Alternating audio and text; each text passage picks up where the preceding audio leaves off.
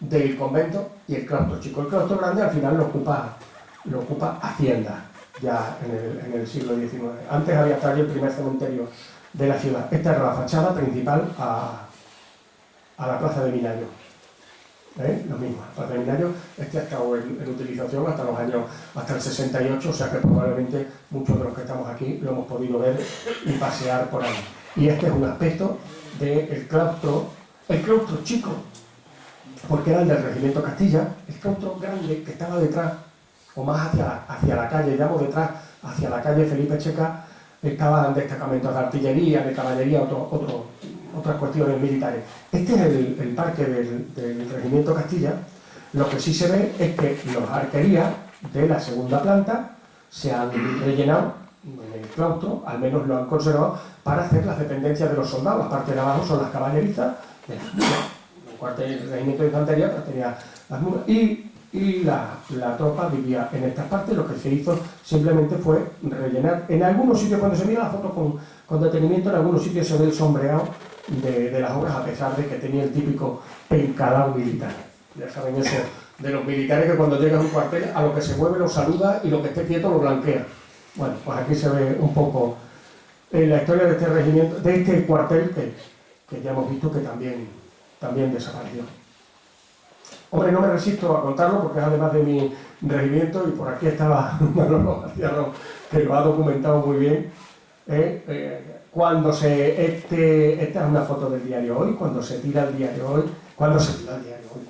el cuartel, se conserva la iglesia, que se le devolvió a la iglesia para hacer la ayuda de parroquia de San Juan Bautista. Don Enrique Seguro Otaño pues dice que hay que guardar este ciprés que llevaba allí puesto muchísimos años. El ciprés en efecto se salvó, se llevó a Sancha Brava.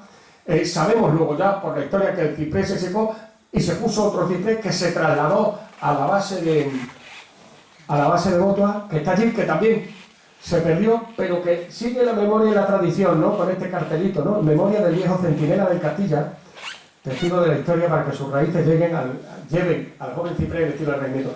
Porque ha acompañado al regimiento Castilla, como había indicado don Enrique Seguro Otaño, en un artículo de intentar defender e intentar salvar. Eso de intentar salvar árboles, este sí tuvo éxito porque al menos pudo llevárselo de ahí, pero el resto aquí en Badajoz la cosa está cruda. Se me ha ido esta foto, esta es la foto, de ahí, aquí está don Enrique Seguro Otaño, uno de los grandes personajes militares, por citar el último, para cerrar simplemente uno de los grandes personajes, el cronista, periodista, historiador y verdaderamente hijo adoptivo de la ciudad. Era natural de Estella, combatiente en la guerra de África, y elemento destacado de la cultura de Badajoz de todo ese segundo tercio a partir de los años 30 y director durante muchos años de esta casa. Y con él, con este recuerdo a esta figura extraordinaria y un poquito de repaso, recordando el gran patrimonio que en arquitectura modesta, en cuarteles, casa, modesto, en personajes, modesto, en músicos, en todo lo que nos pongamos tenemos en esta ciudad. El problema que tenemos es que realmente no conocemos nuestra historia, no conocemos nuestro patrimonio, y eso nos castra mucho para poderlo valorar y respetar. Muchísimas gracias por su atención.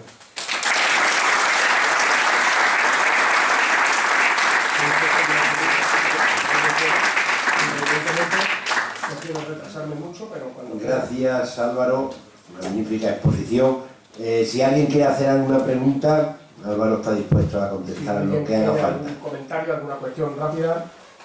Sí, claro. En el plano de Gabriel de 1803, por ejemplo, en la batería de las lágrimas de la iglesia, también pone como presidio. Ahí estaría la guarnición de la artillería. Vamos a ver, es que presidio tiene un doble... No, presidio me refiero a cuartel. Estaría la guarnición de la artillería. Probablemente, sí. En alguna de esas casas. La batería de las lágrimas es donde está probablemente lo que luego fue la Cruz de los Caídos. Porque allí estaba la iglesia de la Virgen de las Lágrimas, de la Cofradía de Santiago. ¿Vale? Sí. A ver, solo por aclarar una cosa. Has comentado del cuartel de San Pedro, dices que el cuartel de San Pedro se hallaba situado en donde ahora está el Museo Luis de Morales, ¿no? No, el museo, si he dicho Luis de Morales, me perdonan porque no sé ni siquiera lo que he dicho. Museo arqueológico.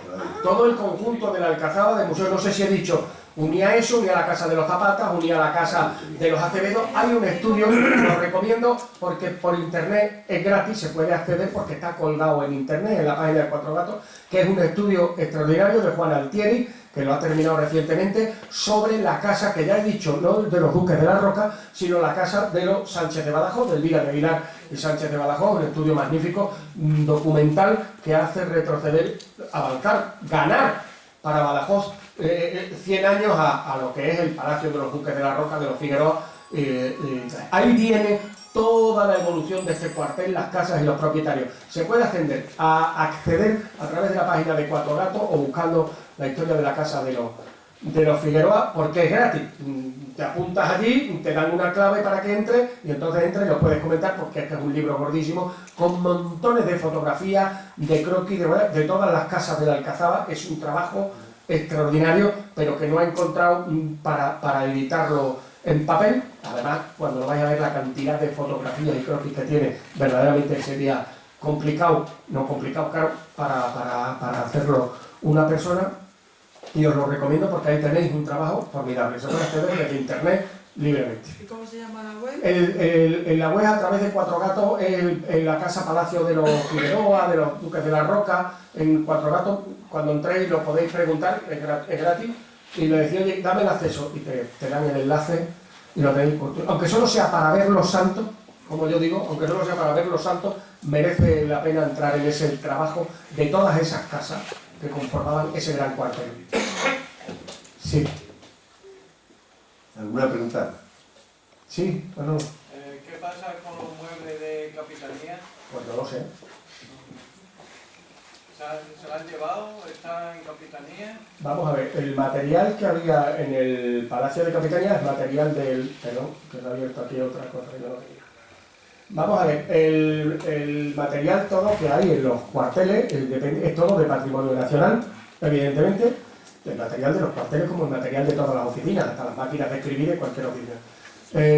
Y entonces aquí ocurrió una cosa que no estaba en condiciones, no hay aquí ningún medio, ni ningún museo, no se ha hecho ningún museo, ni ninguna casa, ni nada, donde se pueda guardar. Entonces, cada cierto tiempo, el material que se va generando en las unidades militares, un ejemplo, la placa que le regalan el colegio de San Pedro de Alcántara por haber hecho una visita a la base, es un ejemplo muy burdo, porque cuando tiene 150 años, tiene una antigüedad, está catalogado como pieza de patrimonio, se lleva al museo.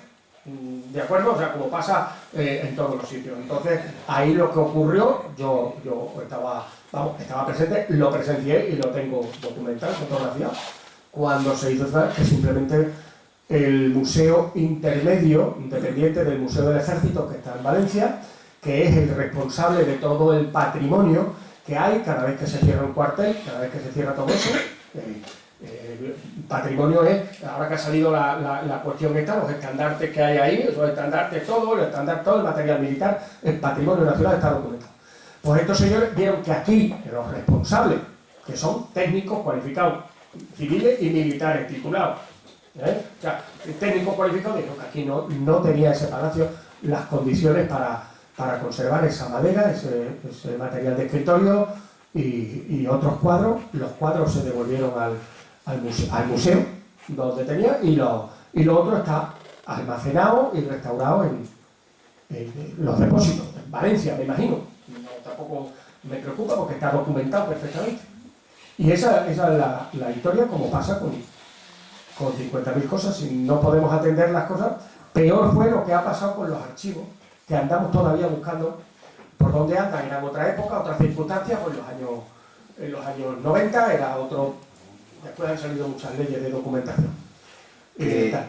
Yo al hilo de la pregunta de Manolo, el cuartel de San Francisco, que es tan grande, donde está a la plaza de Pinayo, en la fachada de la Rodilla, había un balcón, una rejería magnífica, enorme, muy grande, Que claro, cuando desapareció Claro, todo. es que ¿Dónde está ese regerío? ahora, al hilo exactamente de lo que dice Manolo, claro, es triste, pero es que ahora, con perdón, a partir, pues eso, de los años 90, me van a permitir la expresión, no la repetiré antes, pues, se puso orden en el patrimonio, en la parte militar. Es decir, empezaron a entrar los técnicos cualificados, ojo, técnicos civiles y militares, fundamentalmente militares, cualificados en patrimonio, en gestión del patrimonio y en historia y en todo esto, y se empezó un poco a poner orden y a catalogar todo lo que había en los cuarteles, que hasta entonces estaba un poco desordenado. Porque fijaros, por ejemplo, cuando se desafectó el cuartel de artillería, vais a ver una rejería auténtica de mediados del siglo XVIII, preciosa, extraordinaria, de la de a mano, de la de forja, que es cuando entréis en el Hotel Zurbarán, porque se lo quedaron los dueños. ¿Y qué hacemos con esta rejería? Que es patrimonio nacional, os la quedáis vosotros. Y está la que entras en el cuartel en el Hotel Zurbarán, por las escaleras convencionales, a mano izquierda, la salita de los aperitivos, tiene una rejería aquella, y a la derecha, antes de entrar en el bar, vais a ver el escudo con la fecha 1764. Un escudo forjado. Es una obra de arte extraordinaria que ahora es privada. Entonces, a partir de estos nuevos tiempos, si se me permite esa expresión, se empezó a poner orden y a catalogar las bibliotecas extraordinarias de los cuarteles, que eran unas bibliotecas de primera, porque no se nos olvide que los cuarteles eran uno de los grandes centros de los que usaba el Estado, sobre todo a partir de mediados del siglo XIX, para la alfabetización de la gente. Libros, cosas extraordinarias, y todo eso se empezó a recoger, ya empezaron a intervenir técnicos, entonces todo se material, de manera que tiene una lógica, no lo voy a justificar, porque te dirán, como nos decían cuando el archivo, que se llevaba, mi coronel, ¿cómo se va a llevar estos 10 camiones de legajos de ingenieros? Dice, ¿y dónde te los dejo? Y entonces se te queda una cara de haba a ti, al general de aquí, al otro, dice, ¿dónde te los dejo? No hay sitio en Badajoz, no había sitio, no hay donde dejar. O sea que eso es lo que ha pasado. Sí, Miguel Ángel. A lo largo de tu exposición, Álvaro, está claro el poderío del ejército como poder fáctico en las ciudades de Badajoz a lo largo de la Edad Moderna, y incluso el clero. Pero, ¿qué peso específico tenía como poder fáctico la nobleza? Claro, es que, vamos a ver, hasta bien entrado el siglo XIX, la nobleza per se eran oficiales del ejército y eran casi los que nutrían la fila directamente. Y todos los hermanos mayores, o uno o dos, siempre iban a la milicia, era fundamental. Hay que entender entonces la milicia no como un elemento, ya digo, hasta bien entrado el siglo XIX, que ya con los liberales, si se me permite, cambia el concepto. Vamos a ver, el ejército no estaba separado de lo civil, sino que el ejército era una rama del Estado. Las obras públicas casi todas las llevaban ingenieros militares, pero desde la fábrica de tabaco hasta los puertos y todo esto, pero porque eran los únicos ingenieros que había. No sé si lo puedo explicar, no había separación en esto, únicamente en los casos de la guerra de esos eran específicos, pero lo demás, los grandes canales de Castilla, las grandes obras de los Borbones, las reformas, casas, edificaciones, los llevaban todos los militares, entonces tenían una... Y la nobleza, hasta bien entrado el siglo XIX, era parte fundamental.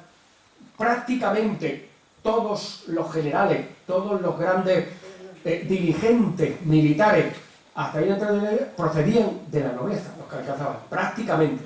Era muy difícil.